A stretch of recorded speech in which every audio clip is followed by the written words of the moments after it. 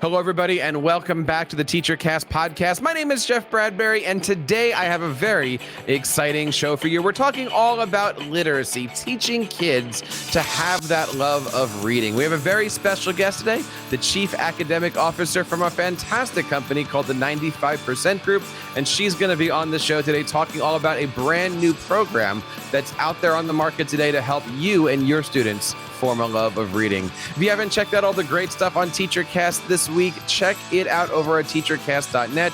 We got a lot of new coaching podcasts, a lot of new blog posts, and a lot of great things to help you guys grow your educational brand. So check out everything over on teachercast.net today. And also, while you're there, don't forget to hit that like and subscribe button to this very podcast. We love it when you guys are a part of our TeacherCast Educational Network family. My guest today is the Chief Academic Officer for the 95% Group. I'm excited to welcome to the show today, Miss Laura Stewart. Laura, how are you today? Welcome to TeacherCast. Thank you so much, Jeff. I'm delighted to be here. I'm doing great. Thank you. I am so excited to have you on today. We're talking about a brand new K-3 literacy program. Tell us a little bit about it. What is 95 Phonics Core Program? So 95 Phonics Core Program is actually now a K-5 core program, and it really is designed to kind of lay those foundational skills that all of our kids need to be readers of accuracy, fluency, and comprehension. So our Phonics Core program is designed as a 30-minute a day supplementary phonics program to kind of supplement the rest of your reading block. And we're really proud of it because, first of all, with the K-3 product, which we've had for a couple of years, the K-3 product has really great efficacy results. We as a company are really focused on, third-party independent research to make sure that our programs work in real classrooms with real teachers and real kids. So we have a great track record with our K-3. So we just added the 4-5 because, well, first of all, our clients who love the K-3 want us to continue on throughout the intermediate grades.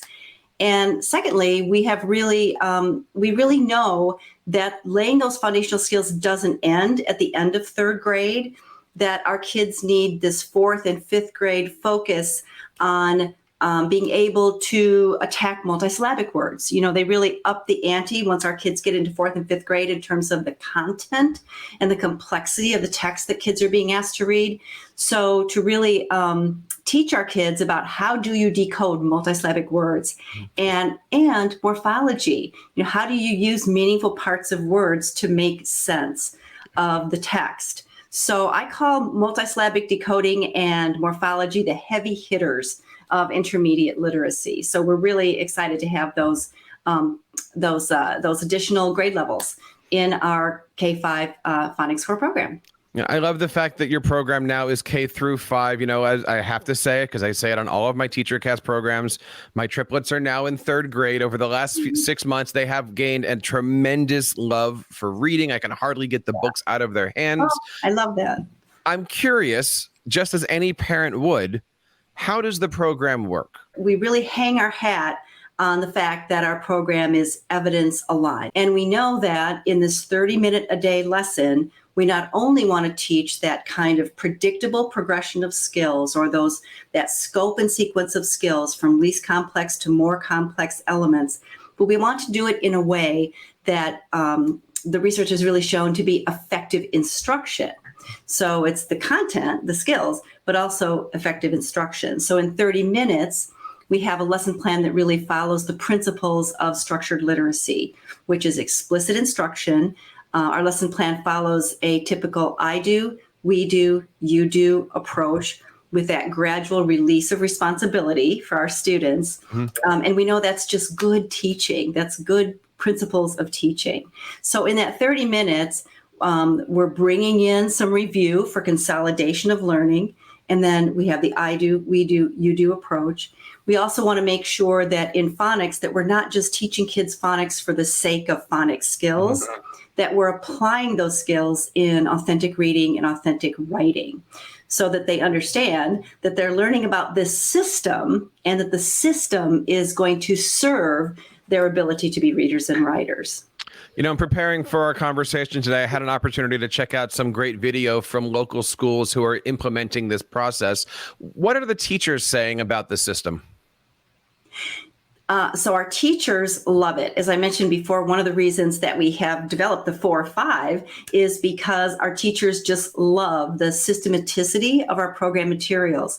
And I will also add to that, actually, the reason we developed the K3 core is because the first line of products we had were our intervention. And many of our intervention clients said, this is terrific. This is working. We're getting great results. What about a core tier 1 program, tier 1 for all of our students? So we get rave reviews from our teachers. There's several things they really love about it. One is that explicit instruction. It's very turnkey for our teachers. Once they learn about the routines, it's really kind of pick it up and go. They also know it's based on good, solid teaching principles and instructional principles. So they feel confident that the instruction that they're delivering is going to get results. I would also say they love the active engagement of the kids. We build in manipulatives, we build in gestures, we build in all kinds of opportunities for response, student response.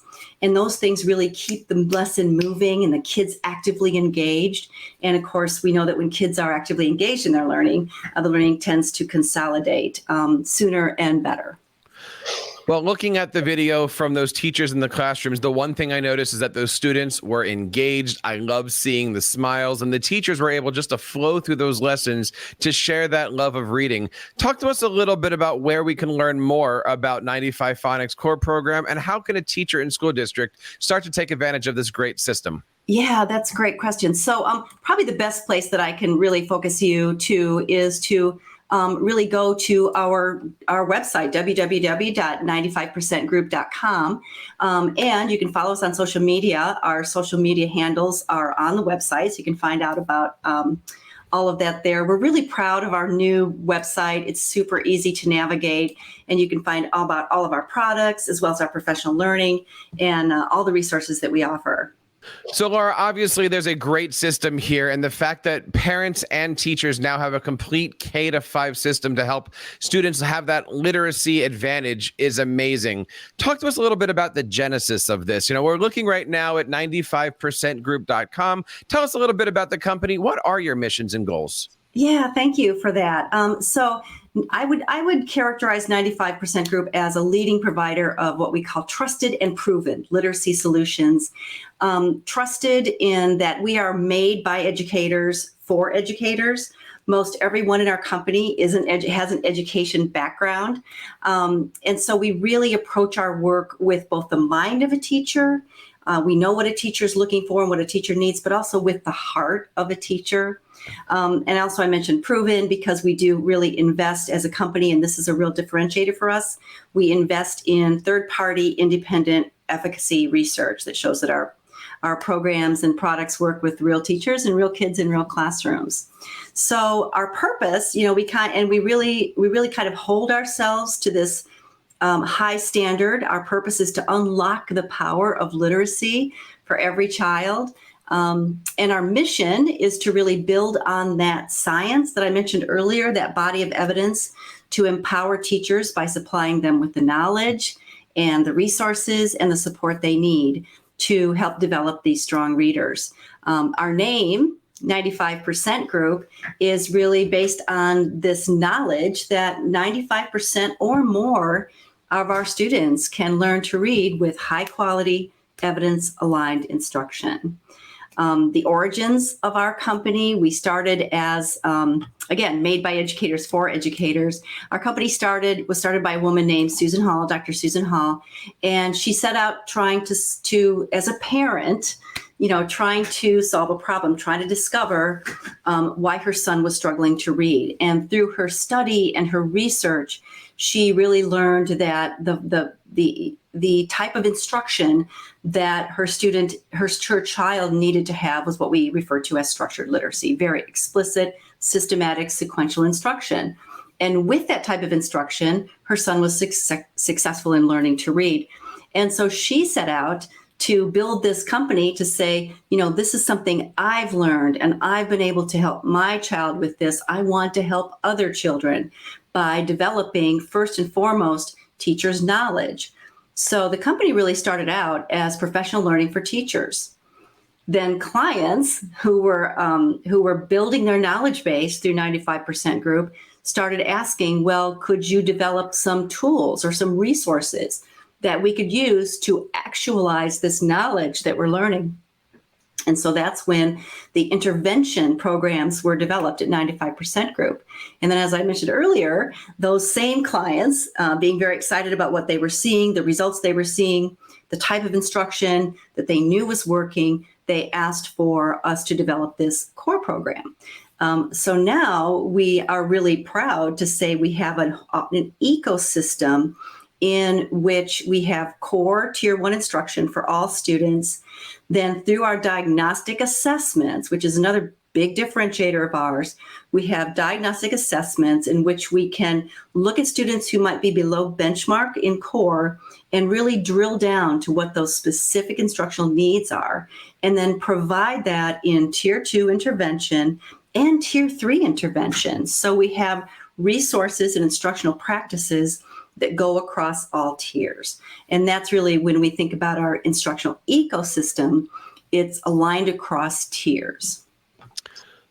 There's a lot of new teachers that are coming into the profession post-pandemic. And one of the things that I know that's important to you is to make sure that professional development is baked into all of these different programs so we can help out our students and give them the best that we can. Talk to us a little bit about where professional development does lie with 95% Group. Part of the ecosystem is ensuring that the materials themselves really help guide a teacher. So we know we have a lot of novice teachers. Sometimes we have teachers who haven't gone through teacher preparation, who are now in classrooms. And so the materials themselves have robust alignment across all tiers. So for example, we have consistent routines. So that is an advantage to our teachers and our students. When we have consistent routines with consistent academic language across all resources, that allows the students, whether they're receiving instruction in Tier 1, Tier 2, or Tier 3, to really kind of hit the ground running, right? Because they know these routines, they know the sound spelling mapping, for example, or sound chaining, and they can then focus their cognitive energy on the learning because they don't have to focus on the process. Also, our teachers, that's an advantage for our teachers because they can learn these routines too, and then really that frees up their energy to really focus on the students. The other thing that's kind of baked into the resources is consistent academic language. So in terms of, I mentioned earlier the term turnkey, this is a program, these are programs that our teachers can really pick up and use and be confident that the instruction is solid. We wrap all that around, however, actual professional learning. So we do offer virtual product training. We offer coaching. We offer professional learning coursework around the science of reading, around the principles of the science of reading. We want our teachers to be knowledgeable about what underscores the products that they're using. We want them to be knowledgeable about how to use the product. And we know that probably the best bang for our professional learning buck is coaching. And having someone who walks alongside you side by side, especially during that first year of implementation, so that our coaches are there to help maximize the use of the programs for teachers and make sure they're acquainted with those routines and that instructional language, so we're getting the best possible outcomes for students. Our coaches are also able to help our teachers look at data, because we really want these tiers of instruction to be informed by data. We want to use those diagnostics that I mentioned earlier to really pinpoint where instruction needs to happen for our students. And so our coaches can come alongside with that as well. We're also very proud of the fact that we have asynchronous on-demand training. We have a course called the Reading Teacher's Top 10 Tools, which is a very robust, in-depth course that teaches teachers about the research base, about the structured literacy approach, about all the 5 elements of language and the 5 essential elements of reading. And it does it in a way that is very, as I mentioned, asynchronous, on-demand, and very palatable, because we also show videos of how this actualizes in the classroom. So we're building knowledge, but we're also really building practice in all we're trying to do with our professional learning. And that really surrounds the use of our products. As a coach, as a teacher, and even now as a parent of 3 young learners, I often think this is easy, right? A kid goes away, kid comes back, suddenly they're reading a book, right? Mm-hmm. I don't know how my kids did it. One day we were reading basic stuff, and now they went through the entire Percy Jackson series in like a week and a half. Recently, you wrote a blog post I wanted to pull up here and discuss a little bit about, called Debunking the Top 10 Myths and Misconceptions in Literacy. Mm-hmm. I want to just poke at a few of these, maybe to kind of put a bow on this conversation, because I find this interesting. The first one that you mentioned is learning to read is like learning to speak. Now, I don't know about you. I kind of grew up in the 80s where it was, I say apple, you read apple. I say ball, you read ball. Isn't that learning how to speak? Isn't that the same thing? Or has things changed since I grew up in the 80s? Some of us were fortunate, sounds like your triplets are too, that reading seemingly comes relatively naturally for us. But in fact, that's a very small percentage of us. Reading is what Marianne Wolf, who's a cognitive psychologist, talks about. She calls it an unnatural act, or human beings were never born to read. And I happen to have her book here. I was just going to share. This is a book called Reader Come Home, and it's about reading in the digital age. And her other book this book was really impactful for me. This was in 2009. It's called Proust and the Squid. And she really sheds light on the reading brain. The other book I would highly recommend is Stanislaus Dehaan's Reading in the Brain.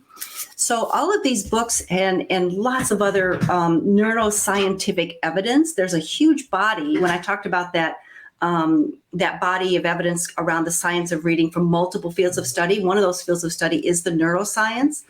And the neuroscience has really looked at functional magnetic resonance imaging studies to show what happens in the brain, what activates in the brain during reading. And what we found is that for us to be readers with accuracy, fluency, and comprehension, we need to have a system built in our brain.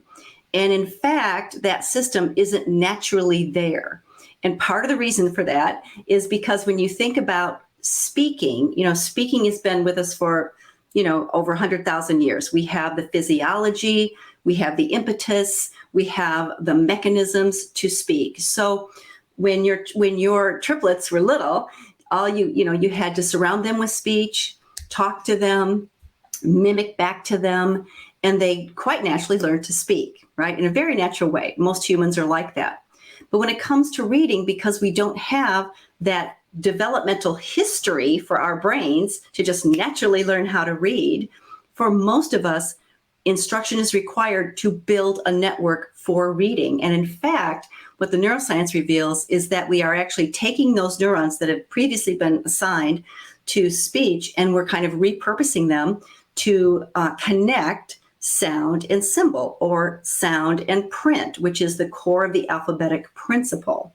And of course, in an alphabetic language like English, we have to understand how that code works. And when we think about the written language has only been with us for maybe 5,000 years, right? So we haven't had the developmental time to develop a reading brain. Reading is a relatively recent invention, and it indeed is an invention. A small percentage of the world's languages even has a written component. So unlike speaking, it's not a naturally occurring event, it's an invention. And we haven't had, thousands of years to really develop a brain devoted to that. So some people, but it's a very small percentage, maybe 5% of us learn to read relatively effortlessly. But for most of us, instruction is required. And for the majority of us, a very specific type of instruction, very explicit instruction is required. So it's an interesting thing. And that's why, and the reason I wrote that blog about myths and misconceptions is because I came up as a teacher during an era that many people refer to as the whole language era. And during that time, that idea, which sounds great. Wouldn't that be wonderful, if we just applied the same conditions to learning to read that we do to learning to speak, right? Like if we could just immerse kids in books and let them explore and, show them how a good reader reads, and then voila, they learn to read. But in fact, that's not the case at all. And if we treat reading like that, we do a disservice to many of our kids, because most of us require a certain type of instruction. Laura, I love that answer. I want to take a moment right now and ask you about one more of these myths here. And again, this is coming from the triplet dad. All children learn to read differently. Why is that a myth? I'm gonna push back on you for that one. I think my kids are learning how to read differently, but you tell me, why is that a myth? Yeah, so that's a very appealing idea, because all children are different. You know this because you've got triplets, right? And they're all, I'm sure, very, very different. So all children are different. They have different dispositions. They're unique. Everybody is unique and special. What's interesting, though, is that the brain architecture for learning to read is surprisingly similar in virtually all of us. And one of the resources that I mentioned earlier, Stanislaus Dehaene, who's probably the leading researcher in this field, basically says that, the brain architecture that we need to learn to read is pretty much the same in all of us. And so instructional principles can be applied to virtually all of us to teach us to read. We're talking here today to Laura Stewart, the Chief Academic Officer from the 95% Group. Laura, I want to say thank you so much for spending time with us today on TeacherCast. Please come back on the show and share more about this great system. Before I let you go, tell us one more time, where can we learn more about the 95% Group? You bet. So I would say, first and foremost, go to our website, www.95percentgroup.com. And there you can easily navigate through and learn about our professional learning, about all of our products and services. Also, social media at 95% Group, all one. And that's percent spelled out, not the percent sign. Also, feel free to reach me in social media. I'm at Stewart Laura D. That's how you can get a hold of us. There's certainly a lot of great opportunities out there to help you and your students form a love of literacy. Check out all the great stuff today over at 95percentgroup.com. And as Laura just mentioned, it's 95% all spelled out, PERCENT group.com. That wraps up this episode of TeacherCast. On behalf of Laura and everybody here on TeacherCast, my name is Jeff Bradbury, reminding you guys to keep up the great work in your classrooms and continue sharing your passions with your students.